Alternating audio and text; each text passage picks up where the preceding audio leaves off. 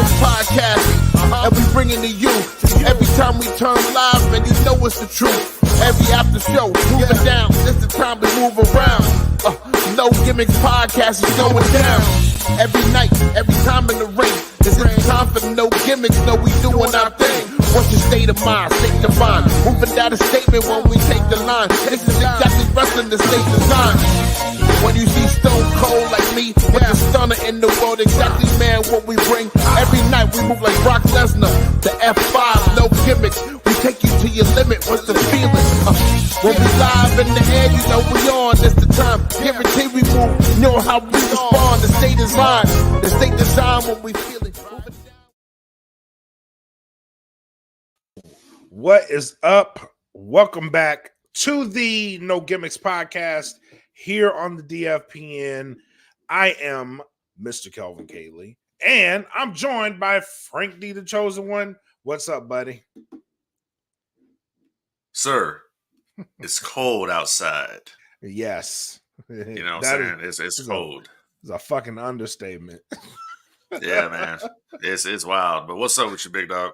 Oh, man, just getting back into the swing of things, man. It's good to be back. We are jumping right back into the Star Wars talk tonight. We got some news coming from that realm that we got to discuss. We had some resurgencies in the wrestling world that we got to talk about. We got a good show tonight, man. Right. Well, we always have good shows here on the No Gimmicks podcast. We are the podcast that keeps it 100 at all times. And nobody out there can compare to what we do here on the No Gimmicks and the DFPN as a whole. All right. So what I'm saying is we have the Patreon. All right. $3 a month. You can check us out, and that gives you everything that's DFPN. That gives you the No Gimmicks podcast. That gives you the Patio with Kim, the United States Department of Nerds, the Queens of Nerdom. You know, we got so much stuff going on. Real food. We got the Smoke Pit. We got, Make It Make Sense that's coming. We got a bunch of stuff going down the pipeline here in 2024, and you can be a part of it by simply subscribing to the Patreon. $3, check us out. And it's just $3, people. You can go to Starbucks and get a coffee, or you can get $3 and send it over here to No Gimmicks and DFPN, and we keep you entertained while you're at that long, day at work or whatever it is that you may be doing. Hell yeah. Maybe you're married, you don't want to hear the wife nagging in your ear, you can turn on No Gimmicks or something like that, you know what I mean? Or maybe you made a big purchase and you don't want to argue about it. You want to go to the garage, go to the man cave and listen to the Smoke Pit and the shenanigans that go on over there, or listen to the Queen's latest SmackDown. You know what I'm saying? Yep. Patreon. Queen's been cooking, bro. They've been cooking. Yeah, so basically patreon.com/DatFilm Podcast. $3. Check us out. You will not regret it. At all. And while you're at it, go to the Bandcamp, datfeelin.bandcamp.com. On the music side, get the entire Dat Feelin catalog. Same thing, $3 gets you the entire catalog. And there's a lot of dope music on there, man. So go check it out. But let's jump into this show tonight. Some news on the Star Wars front, man. Let's talk some Star Wars real quick. Yeah. So it's reported that the Grogu and Mandalorian are coming out with movies. What we haven't heard anything on is the Rey movie. What's going on there, man? All right, so I want to be very, very cautious in talking about this because this is simply rumor and innuendo. It hasn't been confirmed yet. And I got to be careful what I'm saying because I got Yoda behind me and I don't want to get, he's got that lightsaber out. So I don't want to get hit with it. But I will, Yoda didn't like the movies either. But anyways, so I will say this. So it's basically being, rumored right now that the Rey movie has been pushed back indefinitely and delayed by Lucasfilm. And what they're saying, what's going on here is that there is big creative differences between Lucasfilm and the writers. And they've had several different writers walk away from this project over the past couple of years when this thing was announced. And what happened pretty much is that originally the Rey movie was supposed to go into production this year at Pinewood Studios. They had the studios reserved, and Pinewood Studios is where they filmed all the Star Wars movies. Right. And they had this studio, and basically Disney didn't want to, lose their reservation because they couldn't get that money back. And besides that, they get huge tax breaks by filming it at Pinewood. So the Mandalorian and Grogu was basically pushed into that slot, and the Rey movie may or may not happen now. And it all comes down to, my friend, they have no idea where to go with the story. Apparently, Disney and Lucasfilm did not like the two scripts, the two drafts that were presented. And right now, they feel that the Rey character and as a whole is not strong enough to carry the Star Wars brand and basically bring it back to prominence. So they're going with basically Baby Yoda and the Mandalorian. And apparently, after that, we might be seeing the Dave Filoni movie coming up, which will be the Mandoverse movie. So and the thing about it too. So here's where it's going to get very, very interesting.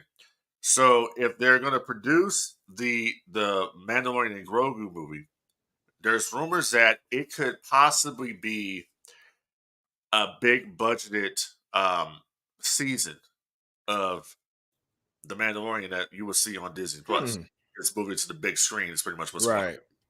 And a lot of people are like, well, if that's the case, then why am I going to go pay to see this when I don't have to pay to see it? I've already been conditioned that this show is on Disney Plus. So that's a good point. That's a good point. Where we're kind of at with this, I'm taking the wait and see kind of situation because Mandalorian season 3 couldn't finish it.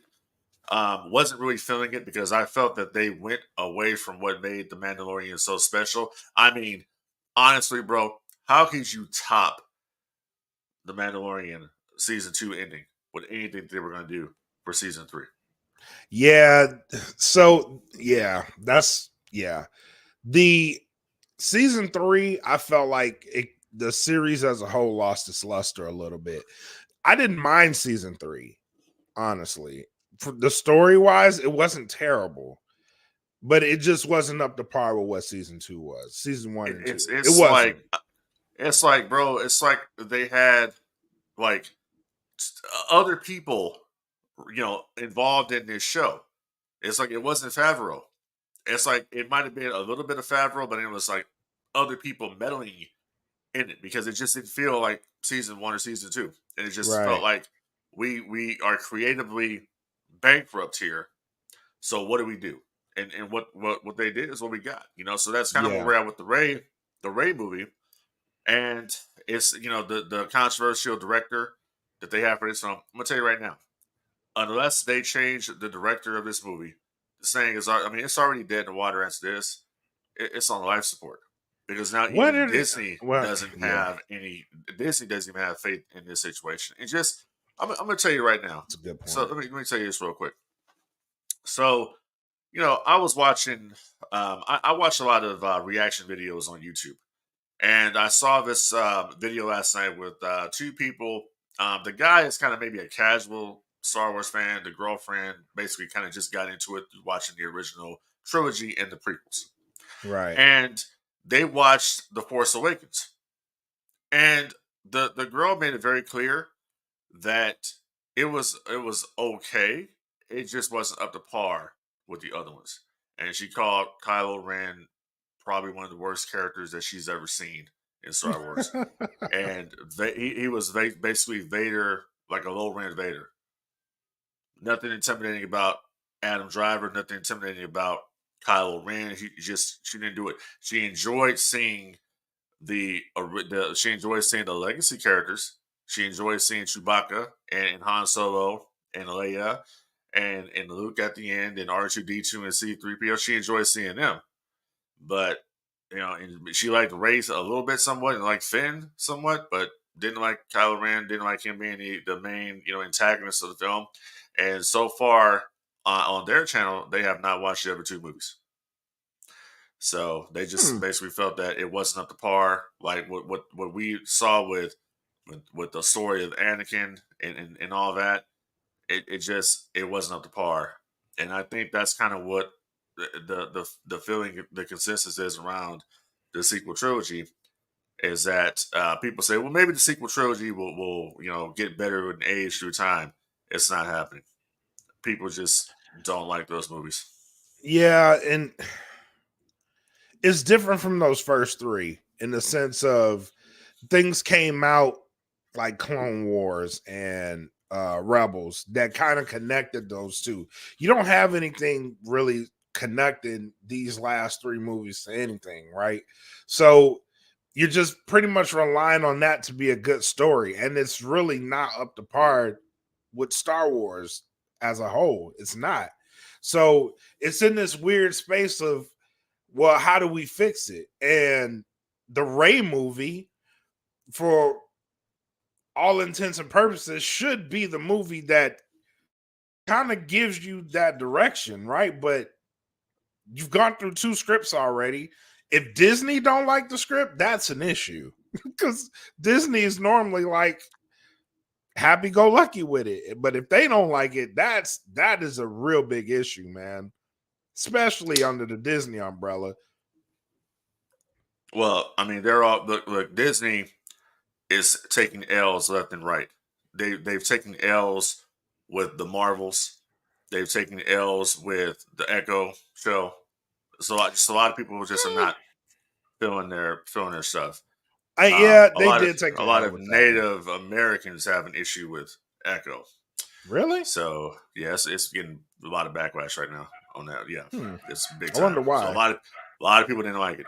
A lot of people don't like that show. And so here's the thing. So last week I was talking about here on No Gimmicks. If you haven't listened to that episode yet, you probably should check it out in the archive. It's very, very good. So I made some comments last week, and I stick by my comments about Rey and just how she's not a very popular character. I'm here tonight to defend Rey, and I'm going to tell you, in my opinion, where they should go with this story from a certain point of view. All right, let's book it. So I think the main problem that's with the Rey character is that the Rey character had no direction. They didn't know what Rey was going to be. They didn't know if she was going to be a Kenobi. They didn't know if she was going to be a Palpatine. They didn't know if she's going to be a Skywalker. So she has no real clear direction of what her character is. So here's where we fix that. This is my idea. The way we fix Rey is I'm intrigued with the story of Rey somewhat being pregnant. But Rey should have already had the child.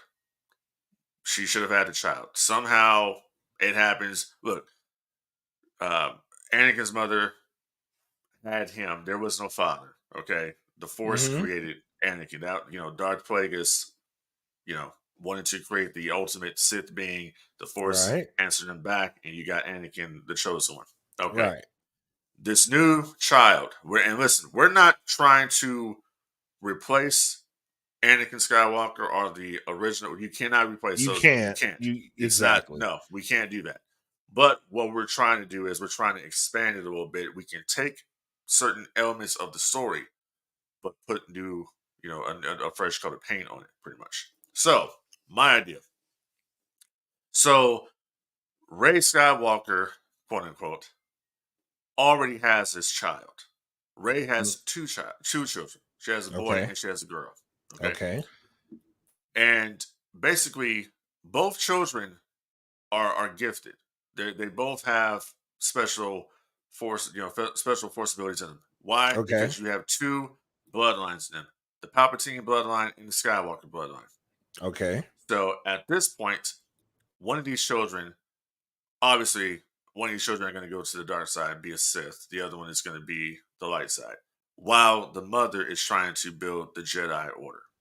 Okay. This new, whatever happens, one of the children is going to turn to the dark side in this film, and Rey is going to turn with them. She is going to embrace the dark side. She is going to realize that she is not a Skywalker. She is a Palpatine at the end of the day. And we are going to see Empress Rey Palpatine with her son as her apprentice versus her daughter, who is now trying to rebuild the Jedi Order. Her daughter is basically the new chosen one that's going to try to rebuild the Jedi Order and basically bring balance to the Force somewhat. Versus her mother, who is now turned to the dark side finally, accepted that she is turned to the dark side. Kylo Ren will appear to the daughter as the Force goes. He's been basically redeemed. He's not Kylo Ren anymore. He has been Solo. And he's going to try to guide his daughter down the right path. But Rey has a lot of hatred, and her hatred is finally going to come out about the way she feels about him and how everything went down. And basically, she'll see visions of Palpatine in her head, and finally he'll say, accept who you are and turn to the dark side of the Force. Something like that. And that's where we'll be. We can start a whole new trilogy basically based off of Rey Palpatine, Empress Palpatine. We need something strong to push her over the edge, though. The strong thing that's going to push her over the edge is that she can't handle it. Even though she's trying to do good, it's always the dark side that's in her. She was always meant to be. She's always meant to be. So Rey, Empress Rey, and the son, who is now the apprentice, will now face her daughter, and who also has her master, who is Finn. And who knows Rey more than Finn? And that's the whole point. Like, Rey, what are you doing? We were part of the resistance. She's not part of the resistance. Her main goal now is to rebuild not the Jedi Order, but to rebuild the Empire. Okay. I follow that. I fucks with it. Yeah. That's the only way to redeem this character, because she is not a Skywalker. And Dark Side Rey, fucks with that. I like Dark it. Side Rey is the way to go. So that's what it's a lot of intrigue there. Yeah, that's what I would do. But I'm just trying to figure out like what it would be that would push her to the dark side. But you don't have to push her too far, because she was already there. She just remember she had a vision of herself in the dark side. Yeah. So that's the way. That's Luke what I would do. Luke got scared of it. Luke was like, "Nah, you tripping." Right. All right, I like it. We can possibly see, like I said, we can possibly see, some way Force Ghost, Anakin try to talk to the daughter, not Rey, because Rey's not his lineage. But the children have Palpatine and Skywalker blood in it, because Ben Solo was the son of, Han Solo and Leia Organa. Leia she's a Skywalker. Right. So the children have pretty much strong blood in them.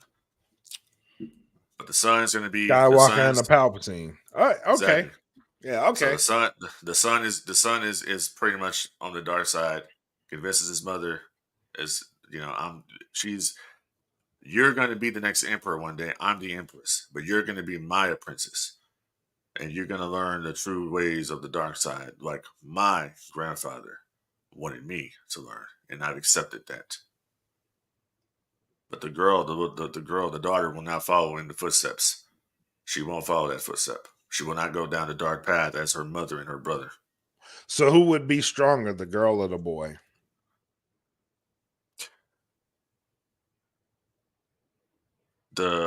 It's kind of like it's balanced, because you got to train that. So it's kind of like equal right now.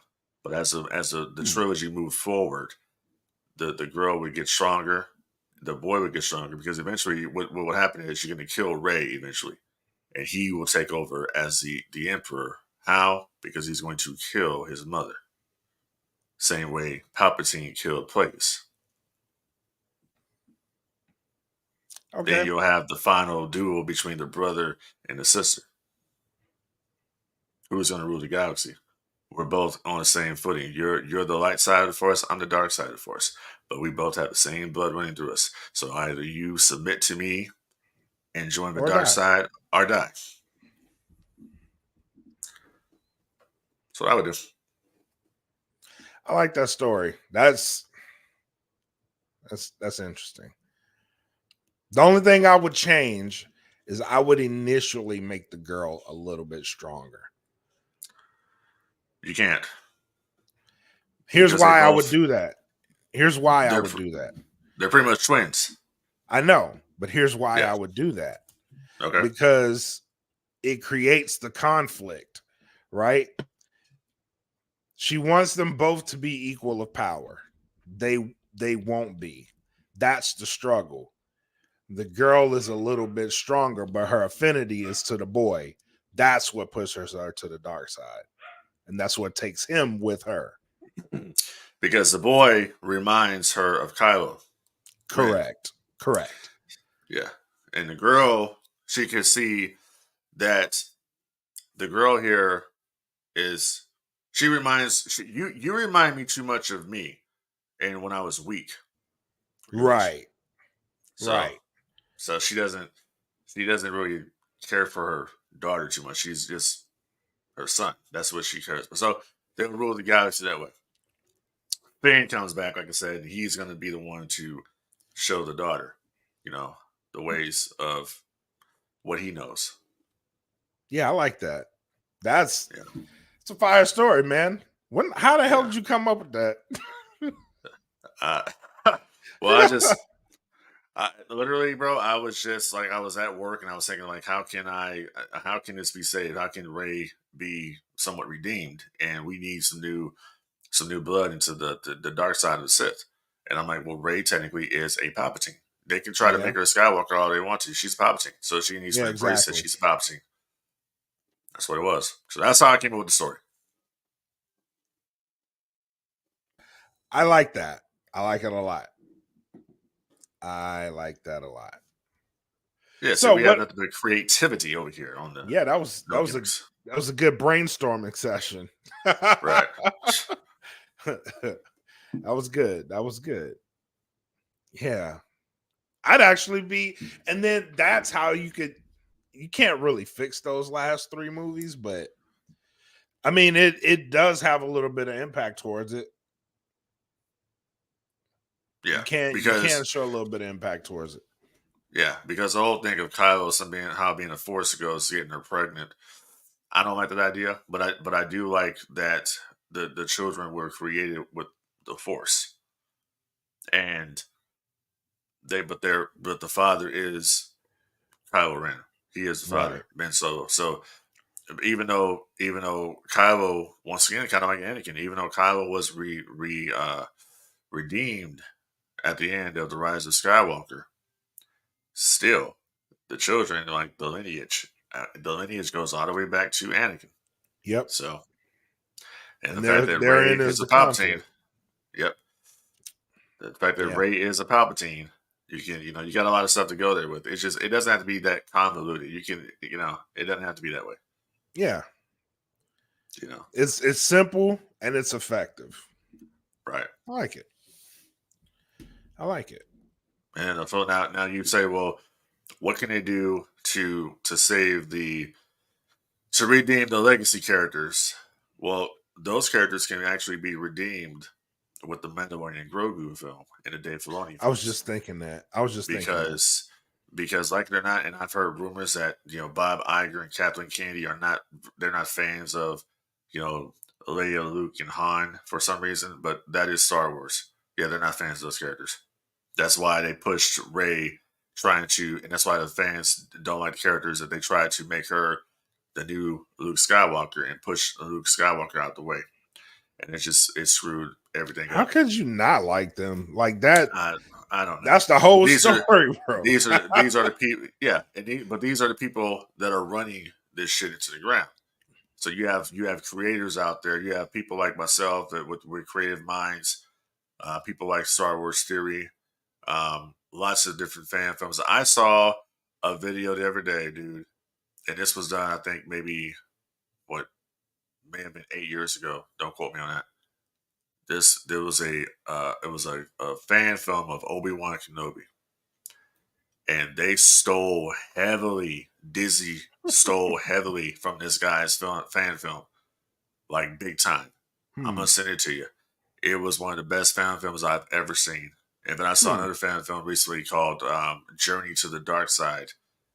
And it was pretty much Kylo Ren having conflict, and he gets confronted by Vader, his grandfather.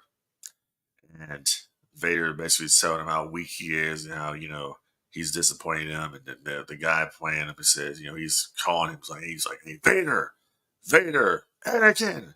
So then Vader turns around when he calls him Anakin. And then Vader goes and tries to kill him. And then the guy wakes up, and it's very cool. And the guy said he created this fan film in his garage. It was done in his garage. That's dope. Have you ever seen the Darth Maul fan film that's on YouTube?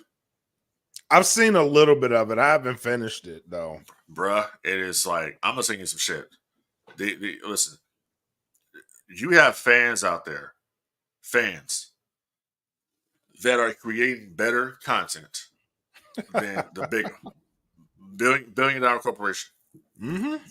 But that's how it is, though. Content. Like some of these guys, like really, like we have a guy within the DFPN ranks that just like religiously knows this shit, right? And like can tell you, he can give you theory, he can make up a story about it. Like there's people like that all over the place, man. Right.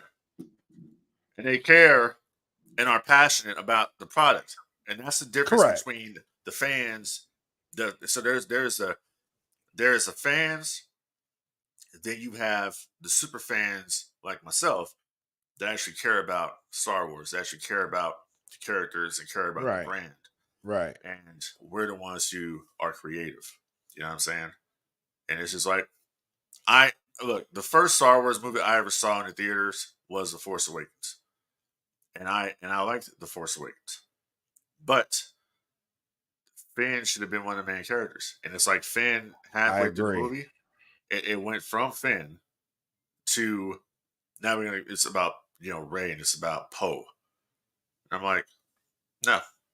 Well, a lot of that too, and I think Disney actually listened to the backlash during that time, because a lot of that backlash was you have a black guy and then you have a woman as the leads, and I think they actually listened to a lot of that shit. But was that really real, or was that just manufactured bullshit? No, that was real. You sure? Yeah, that was real. Because here's why I question this. Because we see so much of that now when any kind of project that they do fails, it's all of a sudden it's racism. Now I'm leaning no. But then it was definitely real. Less so now. And I've always said you cannot be that way when the literal voice of Darth Vader is a black man, James Earl Jones. Exactly. I've never understood that. I don't understand the racism period in anything, to be honest. I don't know. Let me tell you something. I have seen so many people of different races and genders that play different characters. I've seen a black Anakin Skywalker. I've seen an Asian Anakin Skywalker. I've seen a Mexican Anakin Skywalker. I've seen a Hispanic Anakin Skywalker.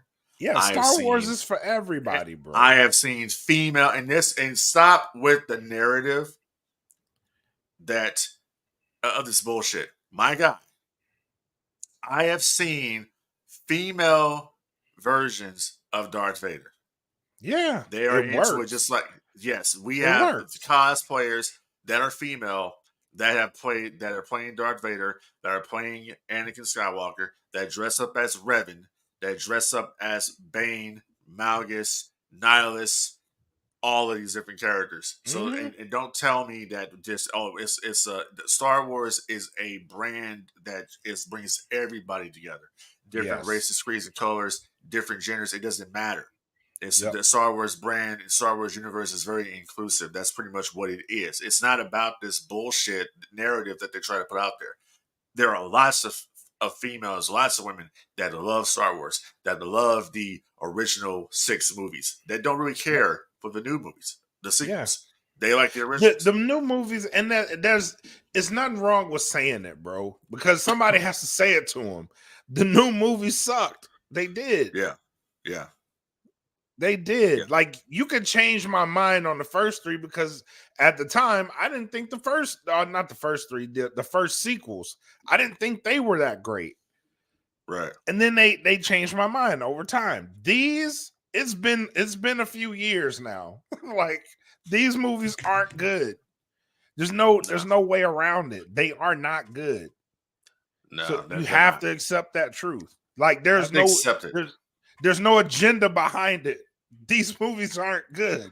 If I don't like the movie, it's not to do anything with it being sexist or anything like that. I just literally just on this show, I just literally said how to redeem Rey and make her cool and make her into a Sith.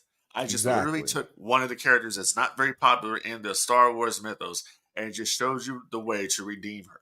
Now, if it was that way, if it was just this misogynistic bullshit that doesn't exist, if that's what it was, would I take the time out to try to figure out a way in order to redeem this character, in order to get the people to stop hating so much on Daisy Ridley? Would I be doing that if that were the case? No. My thing was, I don't like the director coming out with this activist bullshit and coming out, instead of saying that we're going to create a great Star Wars story here and we're going to bring all the fans together.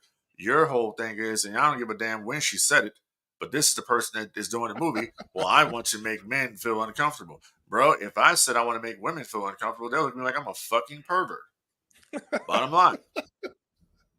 It's a double standard. That's true. That's true. You know what I'm saying? So that's my whole point. It's like, do a movie that's going to have a rich story, that's going to benefit the fandom, that's going to bring everybody together and not keep dividing us. We have so much division in this world, whether it be politics, whether it be whatever. There's so much divisiveness in this world, and I'm just sick and tired of it. You want to have something that you truly love and care about, like Star Wars, you got to figure out a way to bring it together. And one of the things that I've noticed with just what I see is a lot of people like to cosplay. That's what I'm into. I'm into cosplay. I just had the wife the other day dress up as a Jedi. She got finally converted to the Jedi, the Jedi ways. So it is what it is, bro. Like, this whole narrative that is strictly a male brand. Yeah, your majority fan base for Star Wars is male. It's correct. I mean, and there's nothing wrong with me saying that, because what do you want me to say? Oh, well, Barbie's a male, a female brand. Why doesn't it go for men? Because it's fucking Barbie. You know what I'm saying? It's Barbie. Why would that be a male brand? That's Barbie. So Star Wars is pretty much it's a male dominated brand. Yes, there's a big fandom of females out there that watch it, but it's a male oriented dominated brand. It always has been and always will be. No matter how they try to change it. I'm sorry. The Force is not female. The Force is not male. The Force is the Force. And people don't understand that. You know what I'm saying? Yeah. Don't understand that. So it's people like Kathleen Kennedy and people at Disney that's, want to push these agendas. And what they're doing is that you're just pushing people away, man. People don't want to support your projects. It doesn't matter what it is. It doesn't matter if it's the Marvels. It doesn't matter if it's Echo. It doesn't matter if it's Ahsoka or Obi-Wan or wherever the situation is. It's always, when you try to push agendas and you try to do stuff like, okay, people say, what was the biggest problem with Obi-Wan Kenobi show? It was Reva. You took a character that had no ties to anything, okay, and you put that character as the main focus. Reva would have been fine if Reva had been a side character, but she was one of the main antagonists of the story. And people weren't watching for that. People were watching to have the return of Ewan McGregor and Hayden Christensen reprising their roles as Anakin Skywalker, Darth Vader, and Obi-Wan Kenobi. That's why people were watching that show. And they gave Moses Ingram a raw deal, pretty much. Had her come in and people didn't like it. Now, fast forward now where we're at, people actually like Reva. Reva has become a character that people like in fandom. They actually like to cosplay as Reva. That's what happens. People are not cosplaying, unfortunately, as Rey. Okay, the only one people are cosplaying at from the sequel trilogy is Kylo Ren. Yeah, that's true. Okay, so it is what it is. I mean, I know there's a lot of. And I'm not saying that Rey didn't have an impact on the little girls out there. yeah, lots of little girls, probably liked Ray, and lots of little girls like Leia Organa as well. You know what I'm saying? That's just the Yep. way it goes, man. You know, it's like I'm a male, but I didn't really particularly care for the character of Poe. I thought Poe took too much away from Finn. That just is what it is. I agree with that. I agree with You that. know, so Plus, that's Poe didn't really have a story. no, he Finn had disappeared more out of of the nowhere. story. Yeah, Fan he was had. Fan was a stormtrooper that and then you kind of towards the end of the trilogy, you kind of get the sense that he had maybe some force abilities with him as Right. well. Right. So I mean, I don't know. We missed the opportunity there. Yeah, they missed the opportunity, and also missed the opportunity for Finn to say, okay, well, who's Finn's father? Well, shit, it was Lando. They missed opportunities. Yeah, they missed a lot of opportunity with a lot of stuff. they did. So, yeah, heavy missed opportunities with those movies. But it's heavy missed opportunities with anything they do. Nothing they do is clicking right now, and it's like, dude. So they just have. This is why last year Universal tops Disney. Period. With stuff. They kick their ass in everything because Universal doesn't have an agenda. Universal is just making movies and they're putting out content. They don't have an agenda behind anything. Disney has its agenda, and as long as they have an agenda, it's like people say, "Well, we need to wipe George Lucas off the IP and off the map pretty much over here." The man's name is literally in the studio, Lucasfilm. You know what I'm saying? So you are never going to do that. George Lucas created the best characters along with his wife. Created the best characters ever in cinema. Darth Vader, Luke Skywalker, Princess Leia, Han Solo, Chewbacca. People know these characters. They know them just like they know Hulk Hogan. this is fact. You know what I'm saying? That's a fact. Global. They're global. Everybody knows who global. these characters are. But you say, hey, who's Poe? Oh, Poe? What's a Poe? Poe pimping. Right. Oh, that's some shit, man. Right. But no, that makes but sense. people, people know my man Yoda back here. You know what I'm saying? People know the Emperor. So yeah, man. Hey, because of Yoda, we know Baby Yoda. Right. People love Baby Yoda, which is why he's getting the movie. But let me tell you something about that. I think that the luster has kind of worn off a little bit with Grogu. You think so? He's still selling like hotcakes, bro? For real. But not he ain't selling as much as Anakin Skywalker.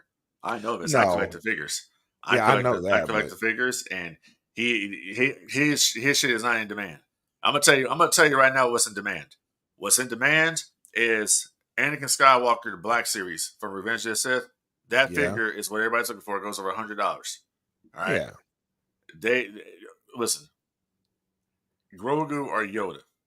I'm going with Yoda. It's Yoda, but I'm saying of the new school, of the new shit. I think I think they ruined him. They did, but of the new stuff, he's arguably number one of the new era. I think he's probably. I think he's one. Kylo Ren is two. I would say he's one, and the Mandalorian is number two. Well, yeah, Din Djarin. You're right. Din Djarin. Yeah, you're right. I would say followed by Ahsoka Tano. Really? Ahsoka Tano is very popular. She is. People used to hate her character too. People used to hate Ahsoka Tano. But I don't know why. That one I didn't get.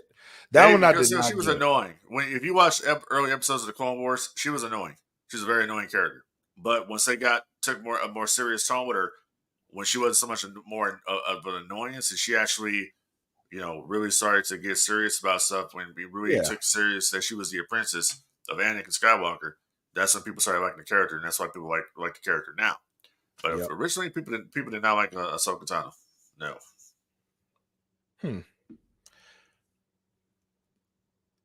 Yeah. But yes, Grogu sells merch. He does.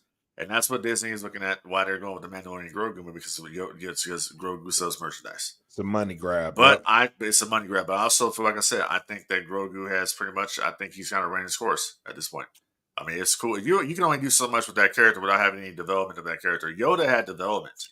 He has to develop. He has to.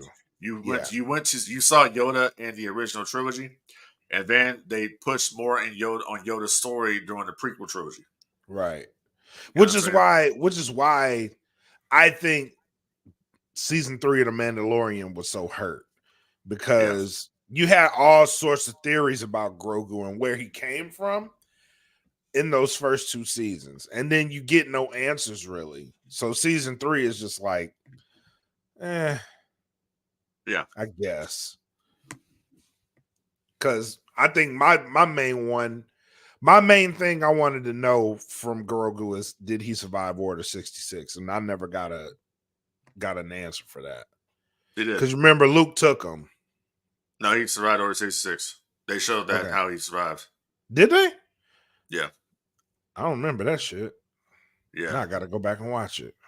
Yeah. So he was what the fuck was the guy's name?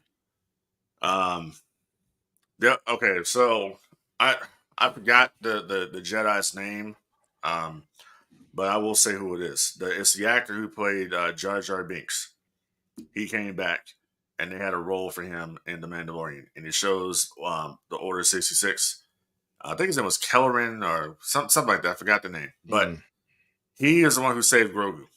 Okay. He was at the Jedi Temple. He saved Grogu. He was taking out some of the clone troopers, and he was able to save Grogu and take him away pretty much. So that's how Grogu survived. I believe they showed this in Mandalorian season 3. All right, I'll go back and watch it, because I definitely don't remember that shit. And that was one of my biggest questions. Like, did he? I don't remember that at all. Yeah, I gotta go back and watch it. Yeah, I'll find it and see if they have a clip on YouTube, and I'll send it to you. But that's pretty essentially that's essentially what happened. He was saved by him. But it's also because the fandom didn't like Jar Jar Binks back in the day. So the character that the actor who portrayed him, this guy was talked about his depression, talked about how he was like suicidal over the role, because it was bad. So he was happy to come back and be able to do something with Star Wars and be redeemed. And now it's like, okay, listen, dude, we're gonna wipe this slate clean from this whole thing here, and we're gonna make you an important character. We're gonna make you a Jedi that saved Grogu. So he was all for it. I like it, because I always thought he was a Sith. that was the rumor. Yeah, that was the rumor. That motherfucker's a Sith. Yeah, and that theory was why I was like, makes all the sense in the world, because he was just extremely lucky, bro. Like, what if he wasn't extremely lucky? What if he was just like a high-level Force user that everybody thought was awkward? I was like, I like that. Right. I like that a lot. But yeah. So let's move on, man. Let's go to the wrestling realm. So this past weekend, we had a rebirth of a company. TNA returned, and they came back with their Hard to Kill pay-per-view from the Palms in Las Vegas. Very, very high fanfare for this event. I actually ordered the event and watched it. It was definitely buzzworthy. Like, they had a lot of good stuff. I saw a lot of good things that they can expand on. I have been following TNA Impact for a while. And for my opinion, I thought they had some of the best wrestling in the industry. It was good to see them get that buzz. They had a very packed house for this event. The crowd was hot all night. The production was on point. You got some surprises. You got great wrestling. You got stories being told, and you got me an excuse to want to watch more of it. Right. My question is, where would this put them if they get a TV deal in terms of companies? That's going to put them as number 3. You think so? Yeah. They're not going to be number 2. That, unfortunately, by default, that's going to be AEW because AEW has a strong TV deal. They have a very good roster in AEW. So you can't come out. It's like people used to hear this stupid argument back in the day when WCW was doing real bad. But people used to come up and say, "Oh well, what is it? What are people going to just say that ECW is number 2? How could you possibly ever say something that's stupid?" Doesn't matter how bad WCW was doing. Guess what? WCW was still doing pretty good ratings for Turner. Even at the end, they were still doing good ratings for Turner. They still had people buying their pay-per-views. There is no way in hell ever did ECW ever surpass WCW. It never happened. So you can never say, well, when are we going to just put ECW past W? No. Are you out of your damn mind? That never would happen. All right. So that's kind of where we're at right now with this situation, where is TNA going to surpass AEW? I don't know. It's hard to say, but right now, if they were to get a better TV deal, they'll be number 3. That's pretty much what they're doing. I agree with that. And the only thing that's go ahead. Go ahead. No, I was gonna say the only thing that is going on right now that's a positive in their favor is the fact that they do have this partnership with Endeavor, which leads me to believe that they have a partnership with WWE. That's what I've been alluding to the past couple of days. Yep. They have this partnership. If you watch that pay-per-view, and which I said, the production before this pay-per-view and the production during this pay-per-view, night and day. It's a very big upgrade. Very big. It was crispy. It was on point. It flowed kind of like a WWE show. Almost, if I had to compare it to anything, I'd compare it to an NXT show, is what it looked like to me. Just how it flowed, how it was presented, how it moved on. It reminded me of an NXT show in a very good way. I was engaged. There were people that I knew. There were even people that I didn't know about, and I wanted to know more of coming out of this show. So it was very interesting, man. And there were rumors that Triple H was actually at this show. Didn't show him. Those are unconfirmed at this point, but he was rumored to be at the show. Confirmed that was at this show was Mercedes Moné and Bailey from WWE. They were both at that show. Well, I'm not surprised with that. They were there just to support Trinity. So yeah, but then they picked up the big coup when they got Nick Nemeth to join that is a very good signing. Very good signing. Yeah, they're just, dude, they have the potential here to do some big business, and I'm glad that they are back to being TNA, the name that brought them prominence. And if they have a relationship here with Endeavor, and Endeavor can help them, and WWE can help them, we could possibly see some TNA guys in the Royal Rumble. There's a possibility that could happen. They could possibly even use, Naomi, Trinity, put her in the Royal Rumble as well. You can have a talent exchange situation there. This really kind of shows me here, if this is what's going down, it kind of shows me where WWE is in their mindset and their thinking. That they're open for business. Open for business, open to working with different companies. Because Vince was never willing to do that. Right. They were rumored to be talking with All Japan too. And I do like what Impact is doing, because Impact also, they announced a partnership with AAA during that show. Correct. Which they're bringing in the Luchadors. The show after that, so they had another show the night after, and on that show, Okada was there. So there seems to be a partnership with New Japan on their end. So I do like where that is, and if they are working with WWE as well, then that's awesome. That's best for the industry, really, because and the doors of WWE never really opened like that. Right. It's basically it's legitimately the real forbidden door. People can say the forbidden door all they want to. AEW can trademark it and put it on DVDs and pay-per-views and all kind of branding. The real forbidden door is any company that WWE works with. Yep. Because if they let you into that bubble of that they've had, where nothing exists outside of them, and Triple H says, "Wait a minute, this guy here, TNA, we can do something here. We can work with these other companies. We can work with Scott D'Amore, and we can do some business here. It benefits all of us. We can work with them because we got this whatever is going on down here at AEW, which there's no positives right now about AEW. It's all TNA over right now. It's the buzz right now is for TNA. The only thing happening right now on the AEW front, and like I said, this is not a badge AEW. This is the No Gimmicks podcast. This is the podcast where we keep it 100 at all times, and I'm just keeping it 100.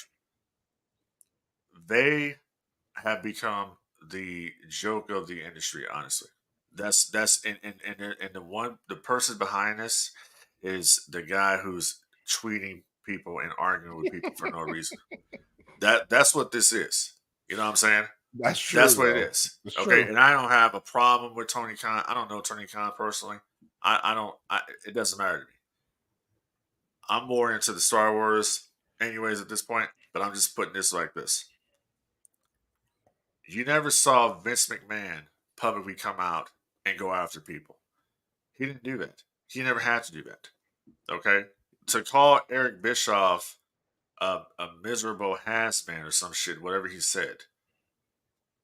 Bischoff actually did something, and it doesn't matter if it happened 20 so years ago or whatever it was. Bischoff actually did something that nobody else was able to do. He actually beat Vince McMahon.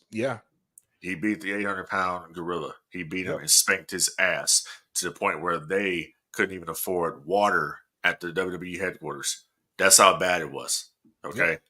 They were basically... You are never going to get to that level, dude. It's never going to happen. You have nothing that's going to revolutionize this industry.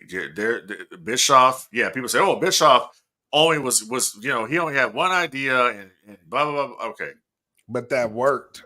That one idea worked. It worked. The other idea was it worked. That other idea worked.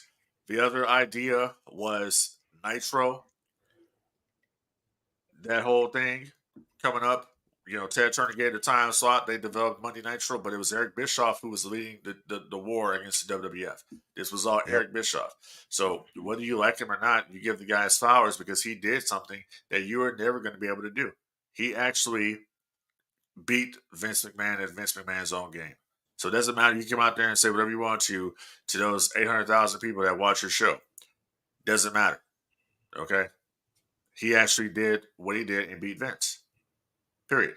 Nobody could ever say differently. You can have an opinion. You don't like Eric Bischoff, that's fine. It's just like people don't want to give Vince Russo credit. When Vince Russo was writing for the WWF, guess what? It was the most entertaining, and the ratings were sky high. You got to give him his flowers too.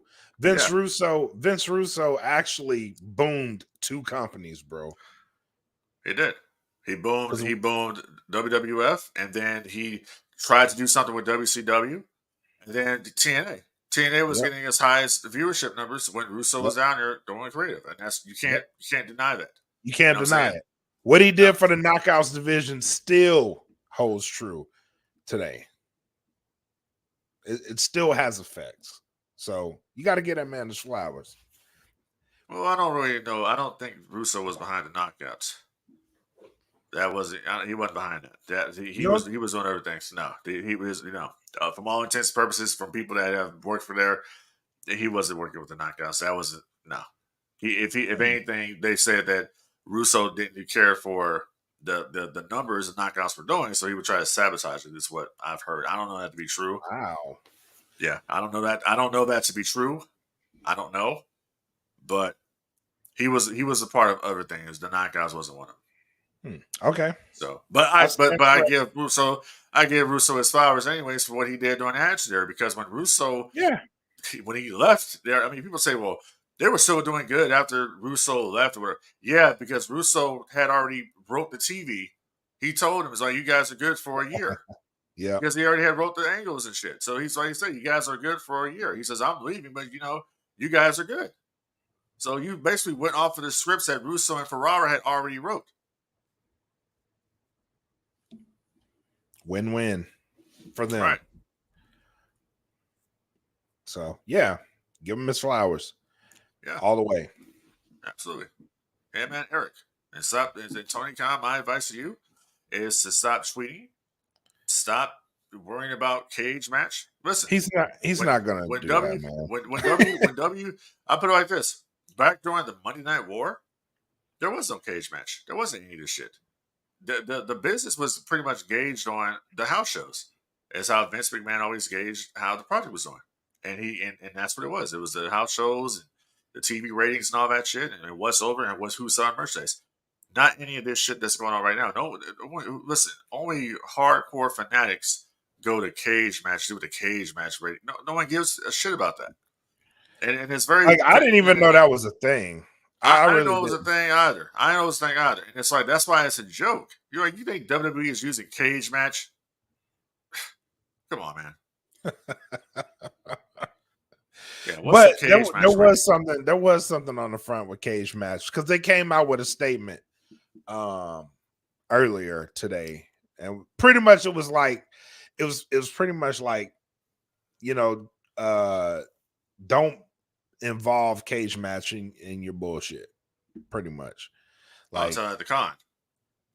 Well, they were telling it to pretty much everybody, because they were like, this community was doing just fine until divisiveness came in it. That now shows everything. You.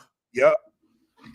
I was gonna say, that kind of shows you just the mentality of Khan, because you're supposed to be the executive of this company, but you're going to bullshit like this instead of having creative meetings with people about where it's gonna go. You're booking this shit like, it's like, honestly, bro, it's like back in the day when I would play SmackDown versus Raw and I would do general manager mode.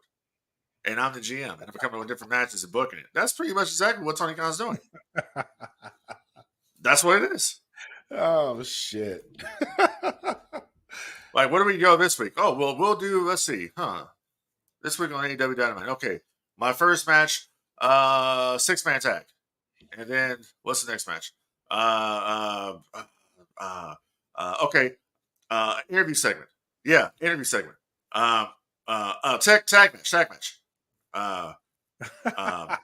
Let's do a backstage. Let's do something in the backstage in the parking lot. Another promo. Towards the end of the show, give me the women. Put a women's tag match out there. That'll hook people. Yeah, let's do that. Oh yeah, wait, hey, yeah. 8-man tag in the main event. There you go. That's wild, because it's true. Because that's how it's booked. And I don't even watch the show. Well, now it's not. The one thing that they've done that I like that they've done is they introduced that classic, the Continental Classic, and they built stories off of it. That I'm cool with, right? So give me more of that. They've kind of gotten away from what they used to do, and they're starting to feature the women's titles more on the shows too, both of them. So I was like, okay, a little bit of progress here. Just give me. I don't want you to rely on the tournament like that's a good thing, Give me more stories. Well, and it seems like they're trying to do that. Right. So can't really say that it's business as usual with them. But again, the show that's the best for me and my viewing from AEW is Ring of Honor. Ring of Honor is just fun. I don't know what it is about that show. And it's probably because they don't have the constraints of time like they do on Dynamite and Collision. But that show is head and shoulders above everything else that they're doing right now. And that's crazy. That's absolutely crazy. And nobody's watching it. Well, yeah, it's behind a paywall. Yeah, and that's the problem. Yep. But it's arguably the best product that they have. And nobody's Arguably. watching. Yep. And that in a nutshell is like, there it is. Yep. There it is. But you got to figure out what you're doing with this show. That's because it's a very entertaining show. What are you doing with this show that you can apply to everything else? Because what it comes down to with the two main shows for AEW is that they don't know what they want it to be.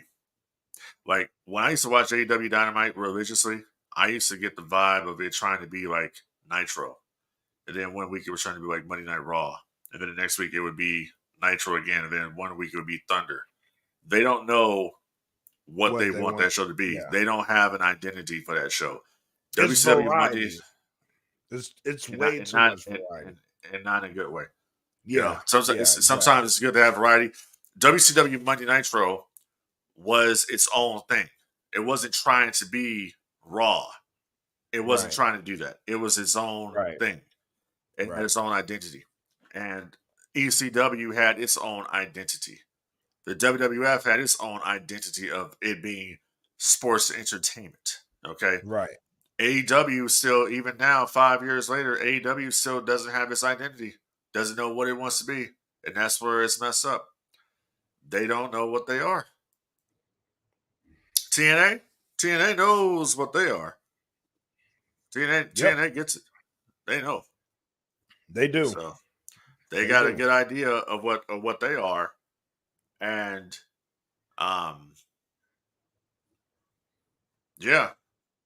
that's pretty much kind of where we're at right now. So I'm going to be very interested. I'm actually going to subscribe actually probably tonight to the TNA Plus streaming service, because I was a member before when it was Impact Plus. And I used to go in there all the time and watch all the old Wednesday night shows. I used to binge watch them. The old Wednesday night pay-per-views that used to be on for $9.99. And I loved going back to those days when the roster was stacked, TNA, with AJ Styles and Jerry Lynn, and Christopher Daniels and Ewing Skipper, America's Most Wanted. Shit, man. They even had me being a fan of Mike Sanders from WCW when he was in Sports Entertainment Extreme. Yep. So, people like, I was a fan of people like David Young and all these different cats. Sonny Siaki, another one that had so much, potential that it never took off for him, whatever, So I listen, man. I know my TNA history, bro. I was watching way back when it was the Wednesday night shows, those pay-per-views for $9.99, and then followed them to when they went to Universal in the very first episode of Impact that was on Fox Sports. I think it was Fox Sports Net or some shit back in the day. 3 p.m. on the West Coast, Yep. It was that 1 hour show, and I'm like, this is crazy, kind of crazy shit. So it was. I miss those days, man. I wish TNA all the success in the world. I'm glad that they went back, and I have said this many times on No Gimmicks. You can listen to it in the archives right now. You go on to Patreon right now and subscribe for $3 a month. You can go back and listen to previous editions of No Gimmicks where I have came on this show and stated they need to go back to being TNA. They need to do that. And they finally did it. And listen, I'm not saying they listen to the show. They probably don't. AEW probably does listen to the show. Disney does listen to the show, but you should. You should. Okay? Definitely should. should. You should be listening.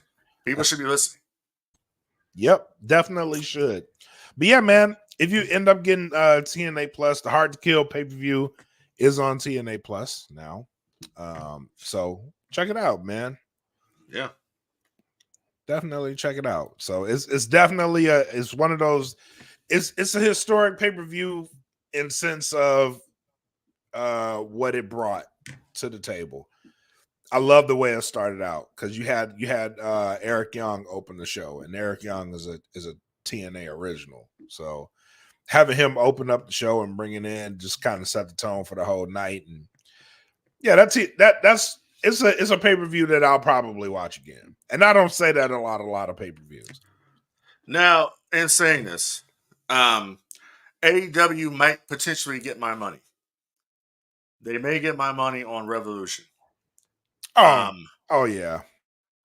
They may get my money because I want to see Sting's last match. I'm a big Stinger fan. I've been following Sting since my God when I saw him back in 1990 for the first time. Okay, so I've followed this man's career. I've seen it all that he's done. I felt he got a raw deal in WWE, and hopefully now he can go off into the sunset and have a career. But hopefully, I'm hoping that WWE can sign Steve Borden to a Legends deal so we can get Sting into WWE video games again. Yeah, that'd be awesome. That'd be awesome. We need Sting. Sting. Yeah. Sting. They have a WCW video library. Sting is a big part of that, and I think Sting is a businessman. And you know, Jake Roberts, my man Jake out there, he signed. I believe he signed to a Legends deal. Jake's in the game every year. You know? So he's got merchandise with WWE, and I'm like I said before, I've come on here. I'm a big proponent, a big fan of Jake Roberts and his turnaround. The guy looks good. He's out there. I saw him the other day. He's out there. Yeah, he's throwing punches. Punches. Yeah. Getting pops from the fans and shit. That's awesome. So I will say for Tony Khan, take a big chance on Jake Roberts and have him back there. That's cool. And Tony Khan, you listen to the podcast. If you are, you need to re-sign Jim Ross. And that's what I'm saying. Absolutely. But yeah, I'm like you, man. I do want to see Sting's last match. I want to look at him go out the right way too. I saw Sting in 1989, and the first time I saw him, I told the story before, but not on this podcast. But I've told the story before. The first match that I remember seeing was live. The first match I saw live that I remember seeing was Sting versus the Great Muta. Yeah. And I saw that match live. And I think that's the match. It's one of the matches that it's ingrained in my core memory because I remember everything about that day. Like my uncle took us to the Rapides Parish Coliseum in Louisiana. It was the only place where we can go to see like the big wrestling shows, right? And WCW, they had just turned into WCW because it was Jim Crockett. That I do remember. They came into town, and the match that night that my uncle really wanted to see was Ric Flair versus Terry Funk. And they had a Texas Death match that night. I bet you that was the shit, man. Fire, bro. Yeah. Fire. Right. And like the first match, there was a couple matches. I know Ron Simmons was there. I don't remember him like the whole match. I know he was there. Then there was another match. I can't remember what that match was. And then Sting and Great Muta came out. Yeah. And that, I remember everything about that shit. And I remember I was like, I like that guy. And then you could just run up to the rails and shit. They let the kids run up to the rails and you just run up and he was slapping everybody's hands. I just remember everything about that shit. So yeah, I was a fan of his since then. And to see him go out, like I'm fucking 40 years old and this man is getting ready to retire. That's crazy to me. So I definitely want to see that. Yeah, I saw Sting when I was basically, and how I discovered WCW to begin with. I was literally flipping through the channel, and by the way, when I mean flipping, people, we didn't have remote control. Yep. I was turning the knob on the TV. Okay. Yep. Flipping through, and then I found WCW Worldwide Wrestling. It was on KCAL Channel 9 out of Los Angeles. Yep. That's when I was like, what is this? So that's when I saw Lex Luger for the first time. and Ric Flair, and I saw El Gigante. I saw all these different people. Oh shit! Yeah, and then I saw this guy with colorful face paint on that reminded me of the other guy, the Ultimate Warrior. Yep. And that's how I was like, "Who is this guy?" It was Sting. Yep. And then I'm like, "Oh, this is." So that's why I'm like, I became a fan of Sting, and then I actually had the privilege of meeting Sting in 1998. I was one of my people at my high school. Went to church, but this is when I lived in Santa Clarita, California. And Sting, Steve Borden actually lived out there, and he was going to a church. This is when he was born again and all that. So I was actually able to meet him. This is when he was in the Wolfpack. So I was actually able to meet him and get his autograph. Yeah. That's awesome. So he was real cool guy. And I've been a Sting fan ever since, and followed his career from the early Surfer days to the Crow, up until TNA and Joker and all that different stuff. And I was happy as hell when he came over to WWE, and I was bummed out when he got hurt in that match with Rollins. And then for him to come back and do stuff that he's done with AEW, and to cap it off in Greensboro, where he wrestled Ric Flair for the world title and the Clash of Champions.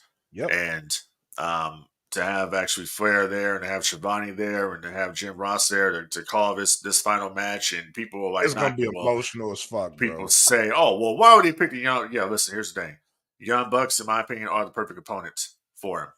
FTR might have been good opponents as well, but the Young Bucks, I think Sting wanted to work with them, and they're going to put on a good match because they're going to go out there and protect Sting. They're going to go out there and make Sting look like $1 million in this final match. Yep. And let Sting go off into the sunset, man. He's had a hell of a ride, hell of a career. The man has literally done it all, decades-long career, and he's doing some good stuff. And I can't wait to see it. So they'll get my money for that one. AEW Revolution from the Greensboro Coliseum. It's going to be magic.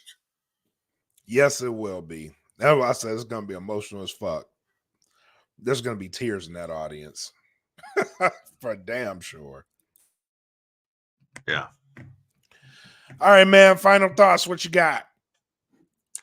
Final thoughts pretty much is once again, if you're not listening to the No Gimmicks podcast or the DFPN on Patreon, people, you need to go and do that. All right. So subscribe to the Patreon. Once again, $3 a month will get you access to the entire Dat Film Podcast network.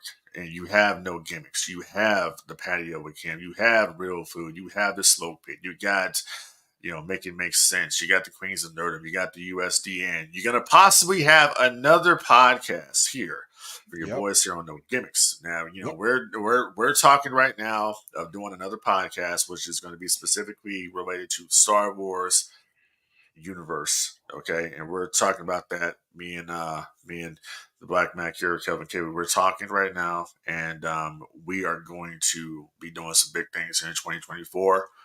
And that's pretty much it, man. You know what I'm saying? Man. You can, help control the pet population, have your pets spayed or neutered. You know what I'm saying? Keep your pets on the inside. It's fucking freezing out here, man. And it's been crazy. I was driving the other night and almost fucking fishtailed because it was like this. You're on one of those icy bridges. It's just crazy, but I use the power of the Force and the power of the dark side to steer it, to steer the car in the right direction. And so, that's pretty much what it is, man. So, I'm very happy to be here. So, yes. Oh, I'm glad you're safe because, that ice ain't no joke, man. That ice is no freaking joke. But final thoughts. Just to make sure you guys are tapped in. We got USDN. They're actually going to be showing up Thursday. Also, the Patio is showing up Thursday. And Smoke Pit Friday. And we're going to cap this week off strong, man. This has been a strong week already. Thank you guys for tuning in. Shout out to my dog, Luna. You probably heard during this show. It was throwing a fucking fit. Yeah. She was throwing a fit, a whole fit. Shout out to her. But I got my dogs back, so they're getting reacquainted to the house, and with that comes a bunch of fussing. So shout out to them. No, I heard that. But yeah, no, this is fun. We're like I said, 2024 is going to be a great year for DFPN and just what we got planned for you guys out there. So stay tuned, man. We're about to take DFPN and all our podcasts and all this talent here. We're going to take it to the next level this year. So stay tuned. Please stay right tuned. here. And stay tuned to the No Gimmicks podcast right here on the DFPN, the only podcast that keeps it 100% all the time. All the time. And with that, that's the show, man. So till next time, peace. And I know it's all business, all business, all business. We give them no gimmick. Yeah. And I know it's all business, all business, all business. We give them no gimmick. Yeah. And I know it's all business, all business, all business. We give them no gimmicks, gimmicks.